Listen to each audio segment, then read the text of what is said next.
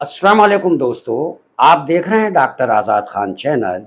एक बार फिर आपको आपके ही अपने चैनल में खुश आमदीद कहता हूँ। आज का टॉपिक है how India shaped Islamic science and Europe. इस टॉपिक पर मेरे ये वीडियो 4 या 5 वीडियो की सीरीज़ पर मुश्तमिल होगा, आधारित होगा। पूरी सीरीज़ देखने के लिए जुड़े रहिए मेरे साथ, जिसमें आप इतिहास की गहराई को समझ पाएँगे। तो चैनल को सब्सक्राइब करना और लाइक करना, शेयर करना ना भूलना, ताकि और भी लोग जान सकें कैसे भारत और इस्लामी दुनिया ने मिलकर इंसानियत को आगे बढ़ाया। दुनिया का स्वर्ण युग, गोल्डन पीरियड, जिसमें साइंस, मैथमेटिक्स और मेडिकल साइंसेस की बड़ी तरक्की हुई, उसमें भारत का बहुत बड़ा योगदान था, कंट्रीब्यूशन था। जी हाँ, भारत के विद्वानों का, स्कॉलर्स का ज्ञान बगदाद पहुंचा और वहां से पूरी दुनिया को रोशनी मिली। 9वीं और 10वीं सदी में बगदाद ज्ञान और विज्ञान का सबसे बड़ा केंद्र बन गया, सबसे बड़ा सेंटर बन गया। लेकिन अब्बासी खलीफाओं को एक समस्या दिखी, एक कमी महसूस हुई। उनके खगोल विज्ञान यानी एस्ट्रोनॉमी, मैथमेटिक्स और मेडिकल साइंसेस में ज़्यादा जानकारी नहीं रखते थे, इसलिए उन्होंने अपनी नज़रें भारत की तरफ मोड़ी। इसी दौर में सिंध के एक भारतीय गणितज्ञ, मैथमेटिशियन और खगोल शास्त्री यानी एस्ट्रोनॉमर कनक खलीफा अल मंसूर के दरबार में पहुंचे। खलीफा भारतीय ज्ञान देखकर हैरान रह गया। उसने तुरंत अपने दो विद्वानों, इब्राहिम अल फाजरी और याकूब इब्ने तारिक को आदेश दिया कि भारत की किताबें अरबी में अनुवाद करें, ट्रांसलेट करें। उन्होंने ब्रह्मगुप्ता की किताब ब्रह्मा स्फुटा सिद्धांता और खंडखाद्य का अरबी में ट्रांसलेशन किया। ये अनुवाद सिंध हिंद और अरकंद के नाम से मशहूर हुए और इनके साथ आया भारत का सबसे बड़ा तोहफा, अंक प्रणाली 0 to 9 इंडियन न्यूमरल्स, यानी आज जिसे हम अरबिक अंक यानी अरबिक न्यूमरल्स कहते हैं। यही वो खोज थी जिसने दुनिया के गणित की शक्ल बदल दी। इस वक्त के सबसे बड़े विद्वानों में थे अल ख्वारिज़मी। उन्होंने संस्कृत सीखी और भारतीय गणित को पूरी दुनिया में फैलाया और उनको फादर ऑफ अलजबरा कहा गया। दूसरे विद्वान अल-किंदी ने तो भारत के अंकों पर 4 किताबें लिखी। अगर भारत से ये ज्ञान ना आया होता तो शायद हमारी आज की नंबर प्रणाली ही, हमारा आज का नंबर सिस्टम ही मौजूद ना होता। लेकिन असर सिर्फ गणित या खगोल विज्ञान तक सीमित नहीं था। इस्लामी दुनिया ने भारत की चिकित्सा और आयुर्वेद से भी बहुत कुछ सीखा।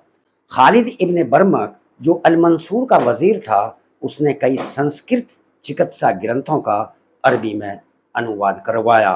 बाद में खलीफा हारून अल रशीद के दौर में मशहूर सुश्रुत संहिता भी अरबी में अनुवादित हुई, ट्रांसलेट हुई। भारत का ये ज्ञान आगे चलकर अरबी चिकित्सा का आधार बना। महान विद्वान अल राजी, जिनको लैटिन में रजीस कहा जाता है, अपनी किताब अल हावी में भारतीय चिकित्सा का ज्ञान शामिल किया। ये किताब बाद में लैटिन में अनुवाद हुई और यूरोप में सदियों तक पढ़ाई जाती रही। तो इस्लाम का स्वर्ण युग सिर्फ मुस्लिम विद्वानों की मेहनत ही नहीं था, बल्कि ये था सभ्यताओं का मिलन, सिविलाइजेशन का मिलन। भारत, ईरान, यूनान और अरब सबका साझा योगदान। भारतीय अंक, खगोल विज्ञान और चिकित्सा में बगदाद में जगह पाई और वहां से पूरी दुनिया तक पहुंचे। Indian knowledge of numbers, astronomy and medicine flowed into Baghdad, mixed with Persian and Greek ideas and then spread to the world. Result जो आज हम देख रहे हैं वो है आज का आधुनिक विज्ञान। क्या आप जानते हैं कि शून्य, जीरो और गिनती का तरीका जो आज पूरी दुनिया में इस्तेमाल होता है, भारत से निकला था। और यही खोज इस्लामी साइंस को आगे बढ़ाने में बहुत काम आई। चलिए जानते हैं कैसे। सदियों तक यूनान यानी ग्रीस, ईरान और भारत के बीच ज्ञान का आदान-प्रदान होता रहा।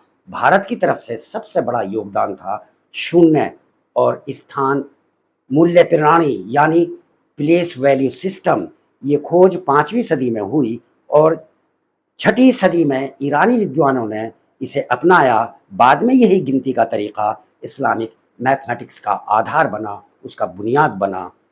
640 के दशक में जब मुसलमानों ने ईरान को फतह किया, तो कुछ समय के लिए ये ज्ञान का आदान-प्रदान रुक गया, लेकिन जल्दी ही एक नया दौर शुरू हुआ। 8वीं सदी से बगदाद में विद्वानों ने यूनानी और संस्कृत किताबों का अरबी में तर्जुमा ट्रांसलेशन करना शुरू किया।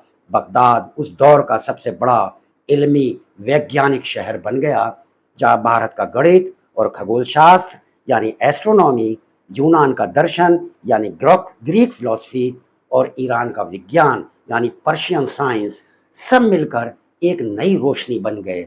यही ज्ञान आगे स्पेन और सिसिली के जरिए यूरोप तक पहुंचा। 19वीं से 11वीं सदी तक भारत और इस्लामी विद्वानों का रिश्ता जारी रहा। इसी दौरान मशहूर विद्वान और स्कॉलर अल बैरूनी भारत आए। उन्होंने भारत की भाषाएं, लैंग्वेजेस सीखी, यहाँ का विज्ञान, खगोल शास्त्र यानी एस्ट्रोनॉमी और संस्कृत पर किताबें लिखी। इस्लामी दुनिया में भारत के बारे में ये जानकारी ज़्यादातर अल बैरूनी की वजह से पहुंची।